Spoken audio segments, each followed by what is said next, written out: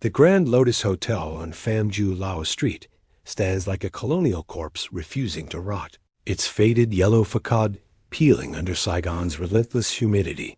Neon signs from backpacker bars flickering across cracked windows that have not opened since the American War. Room 413 occupies the exact center of the fourth floor, a corner suite that should command a view of the bustling alley below. Yet every photograph taken from its balcony shows only darkness, as if the glass swallows light itself. The story of Linh begins in 2005. A 19-year-old maid from the Mekong Delta, hired for her delicate hands and quiet smile, assigned to clean the executive suites where married managers entertained mistresses. Mr. Tran, the general manager, noticed her first on a rainy Tuesday when she knelt to scrub red wine from the carpet outside 413. He offered promotion, private lessons in English, a future. Linh believed him. By November she was pregnant, her belly just beginning to swell beneath the crisp white uniform. Tran panicked his wife in Hanoi, his reputation, his bonuses. He forced pills down her throat in the staff quarters, but Linh fled to room 413, the only key she possessed, locking herself inside with a razor stolen from a guest's toiletry bag. She filled the clawfoot bathtub with scalding water, sliced vertically along both forearms, and watched her life drain in perfect crimson spirals that spelled her name across the porcelain. Hotel records show she was discovered at 2:17 a.m. by night porter Duck, who slipped in her blood and cracked his skull in the sink, dying instantly. Management sealed the room with concrete and lies, claiming renovation, paying Linh's family a pittance to disappear. But the pipes never forgot. Every monsoon, iron-scented water drips from faucets on lower floors, carrying faint cries no plumber can silence. August 3, 2025. The Grand Lotus, desperate for revenue amid post-pandemic tourism collapse, hires a Singaporean firm to convert the aging property into a boutique hostel. Workers jackhammer the bricked doorway of 413 at 3 p.m. sharp. Dust reveals wallpaper, blooming with black mold in the shape of a pregnant woman. Bathtub still stained rust red despite 2 decades of bleach. That night, Australian backpacker Jake books the freshly painted room for $50 half price for soft opening. His TikTok livestream begins at 11:45 p.m. Haunted room challenge, mates? Look at this vintage tub bed, it's seen some shit. Chat explodes with skull emojis. At 1:58 a.m., he pans to the mirror. Condensation forms a perfect handprint. 5 fingers splayed. Jake laughs nervously. At 2:13 a.m., he walks toward the bathroom.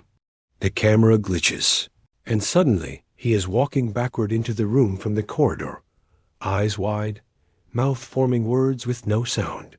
At 2 hours 14 minutes and 7 seconds, the feed freezes on his face pressed against the lens, pupils dilated to black voids. Stream ends. His phone is later found in the ice bucket, battery at 100%. Last photo a selfie with Linh standing behind him, belly swollen, wrists dripping. Police arrive at 6 a.m. Officer Heen, a veteran of Saigon's seedier cases, notes the corridor CCTV. Jake enters 413 forward at 11:47 p.m., carrying a 6-pack of Saigon beer. At 2:13 a.m., the same footage loops in reverse. Jake exiting backward beer, unopened expression vacant. No sign of struggle. Bed untouched. Bathtub dry, except for a single drop of black water hanging from the faucet, defying gravity for 12 hours. Search dogs refuse to cross the threshold, whining and urinating. The manager, Tran Jr.'s son of the original attempts to brick the door again. But mortar crumbles by dawn, revealing fresh claw marks inside the frame, nails broken and bloody, though no one has entered. Guests on floor 4 report synchronized nightmares. A pregnant woman in maid uniform standing at the foot of their beds, whispering in southern Vietnamese. The baby kicks, it needs a father. Stay.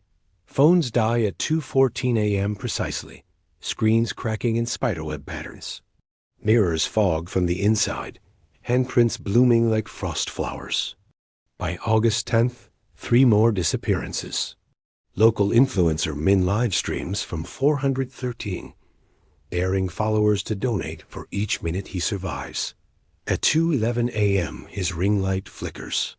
The chat sees Lin's reflection in the wardrobe mirror, belly now fully term, moving independently of Min. He turns, sees nothing, turns back, the reflection smiles with too many teeth. Stream cuts at 2:14. His GoPro is recovered from the ventilation shaft, last frame showing the lens filling with black water. Vietnamese paranormal forum, Our Asia Ghost, explodes with matching stories dating back to 2006. A Japanese tourist in 2012 found catatonic, drawing Lin's face on every page of his passport. A German couple in 2018, waking to find their wedding rings fused into the bathtub drain. A Singaporean student in 2022 live tweeting, "The walls are breathing," before vanishing. His final tweet a single Vietnamese character. Lin. Hotel staff quit en masse.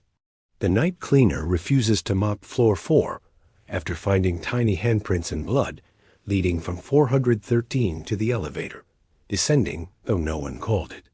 Investigators uncover Lin's diary, hidden behind the headboard, pages warped by humidity but legible.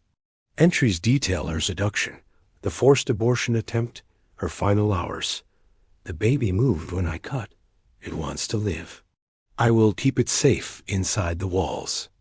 Forensic analysis of the black water reveals high iron content, fetal cells, and traces of 2005-era cleaning chemicals. Impossible unless time loops within the room. Thermal imaging shows a cold spot in the bathtub, shaped like a curled fetus. Temperature -7 degrees Celsius year-round. EVP sessions capture Lin's voice in layered frequencies. Infant coos, teenage sobs, adult rage. One clear sentence. 413 is the womb now. No one leaves full term. Mirrors exhibit 1-second delay in reflections. Subjects report seeing themselves age rapidly in the glass, hair graying, skin sagging, then snapping back when they blink. The elevator between floors 4 and 5 stalls at 2:14 a.m. nightly, doors opening to a corridor that stretches infinitely. Room 413, repeating like a glitch. Desperate measures fail. A Buddhist monk performs a 7-day exorcism, chanting sutras while burning Lin's uniform retrieved from archives. On the 7th night, the incense smoke forms a pregnant silhouette that dissipates into the vents. A Catholic priest sprinkles holy water. It turns to blood mid-air. Shamans from the Delta nail Takrit amulets to the doorframe. They melt into slag. The manager installs motion sensors, triggered by nothing, yet recording footsteps of a barefoot woman pacing the bathroom. A daring paranormal team from Hanoi spends the night wired with heart monitors. At 2:13 a.m., all 4 flatline simultaneously for 6 seconds, reviving with no memory but matching bruises around their throats, shaped like tiny fingers. The livestream archive, pieced together from viewer recordings, reveals frames where Lin's face overlays the investigators, mouth moving in sync with their own words, seconds before they speak them. Cultural impact ripples. Saigon tour companies offer Room 413 experience. At midnight, $50 per person. Signed waivers. Thrill seekers camp in the corridor, daring each other to knock thrice legend claims. Lin answers with 3 drops of black water from the peephole. Local artists paint murals of her on alley walls, belly glowing neon. The city council debates demolition, but the hotel is heritage listed. Instead, they mandate steel plating over 413's door, welded shut. Welds hold for 1 week before splitting open like overripe fruit. By September 2025, bookings surge room 413, listed as permanently occupied, yet available every night. Guests check in, never check out. Luggage arrives at lost and found, clothes folded neatly, scented with iron and frangipani. The mechanics of the swallowing are meticulous. Entry at any hour is normal. Exit only possible before 2:13 a.m. After that, the corridor loops walk left, return from right. Elevator buttons unresponsive. Mirrors become portals. Step through, emerge in 2005, Lynn still bleeding in the tub. Time dilation reported minutes inside equal hours outside. Pregnancies accelerate. Women entering at 3 months leave at 9, giving birth in the corridor to infants with Lynn's eyes. Men report phantom pregnancies, bellies swelling with black water that bursts at 2:14, leaving them hollow. The room regenerates. Paint peels to reveal 2005 wallpaper. Furniture rearranges to match old photos. Bathtub refills with Lynn's blood overnight. Attempts to burn it fail, flames turn blue, cold, extinguishing themselves. Flooding the room with concrete results in the mixture hardening into the shape of a crib.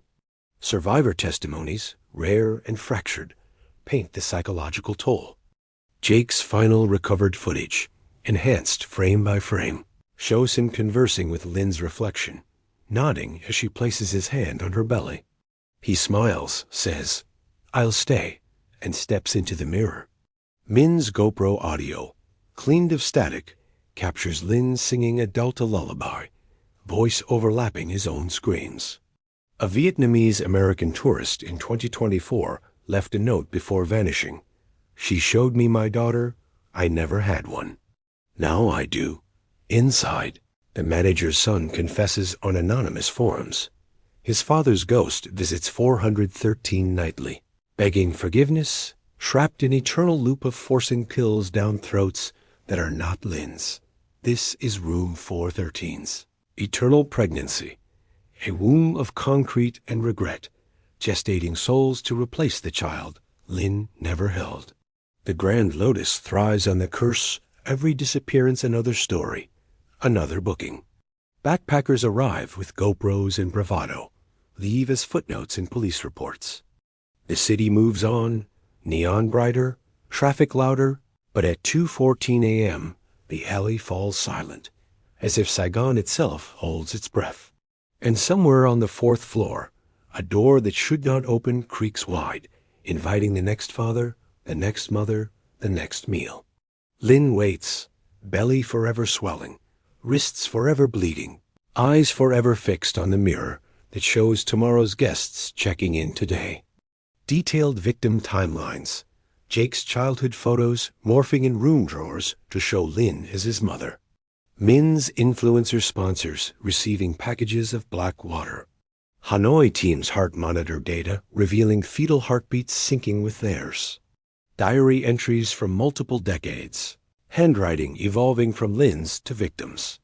Forensic reports on blood DNA matching unborn children across generations.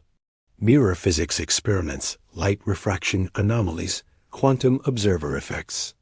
Cultural rituals, step-by-step monk chants in Palai, with translations, shaman offerings of rice and betel nut. Architectural blueprints showing 413's dimensions shifting nightly. CCTV frame-by-frame analysis revealing subliminal images of Lynn in every reflection. Psychological profiles of survivors exhibiting Stockholm Syndrome toward the spirit. Economic impact hotel valuation skyrocketing as dark tourism site. Legal battles over liability, families suing for wrongful disappearance. Media coverage from VTV to Vice, debunkers entering and converting. Scientific theories, temporal pocket dimensions, psychogenic fields amplified by collective trauma. Subplots intersecting descendant of original manager inheriting the hotel, forced to live in 413. Love stories blossoming between ghost hunters trapped together. Children born of the curse, wandering Saigon with Lynn's eyes.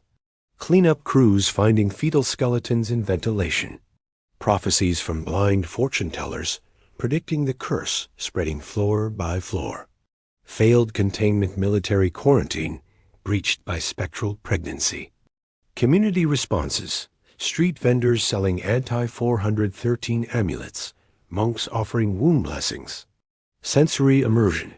The copper taste of air, the weight of unseen hands on bellies, the sound of water dripping upward, the scent of frangipani mixed with afterbirth, the sight of mirrors rippling like liquid. Characters fleshed. Officer Heen's obsession leading to his own disappearance. Jake's sister flying in from Melbourne, entering 413 to find him aged 50 years in one night. Min's final sponsorship deal with a pregnancy test brand ironically fulfilled. Climax's mass disappearance during grand reopening party, entire guest list swallowed at 2:14. Military flamethrower unit melting into the walls. Shaman merging with Lin in final ritual. Resolution absent, emphasizing the womb's infinite gestation. Prose loops back to opening, eternal check-in at the Grand Lotus, where every guest is already booked forever.